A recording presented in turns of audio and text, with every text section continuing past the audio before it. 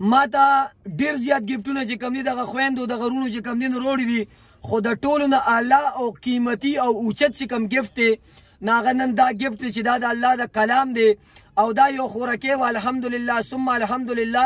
د جناتو ډېره سخته او سنګینه مسله وه او دې د الله په کلام مې ورته الحمدلله علاج کړی دی. هغه خوراکې ته الله شفا ورکړې ده او دی چې کوم دی نو ما ته ګفټ رالیږلی دی. خوراکې الله دې د دنیا او د آخرت خوشحالۍ نصیب کا.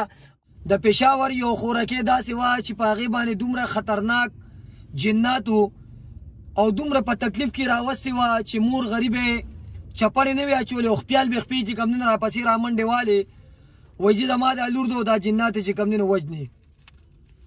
خاوند ورسره راغلی و الحمدلله. هغه خوراکې ته موږ د الله په کلام باندې علاج وکړو او 21 ورځې پسې دوباره راوسته. هغه خوراکې ته الله مکمله شفا ورکړې وه او د جناتو هغه مسلې الله ختمه کړه. دا هغې خوراکې یو ګفټ رالیږلی دی او کلاو به چې په دې ګفټ کې څه دي تاسو به یې مو وینئ او زه به یې مو وینم. یقینا چې په ګفټونو باندې زه خوشحالېږم نه، خو دا هغه خوراکې د زړه یو مینه وه محبت و. الله دې تاسو ته شفا هم درکړي او الله مو په کور کې د یو بل په خوشحالو باندې ماړه که. او څومره چې نور مریضان دي په کورونو کې دي په هسپتالونو کې دي مونږ ولې یا دم کړي دي یا نه دي کړي، بهر ملکونو کې دي بیماران دي مسافر دي، الله دې هغې ته هم شفا ورکړي. او څومره مریضان چې دي نو الله دې ټولو ته شفا ورکړي. نو دا هغه خوراکې وه چې دې دا ګفټ رالیږلی دی او دا ګفټ دا د الله کلام یې رالیږلی دی.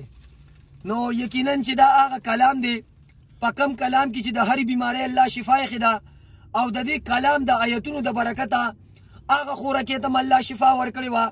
او نور ډېر بېشماره مریضان داسې راغلي دي چې هغې د دنیا په عاملانو باندې ګرځولي دي، زرګونه او لکونه روپۍ ته تللي دي، ښه شوي نه دي او الحمدلله دلته د الله په کلام باندې هغې له مو علاج کړی دی، الله هغې ته شفا ورکړې ده.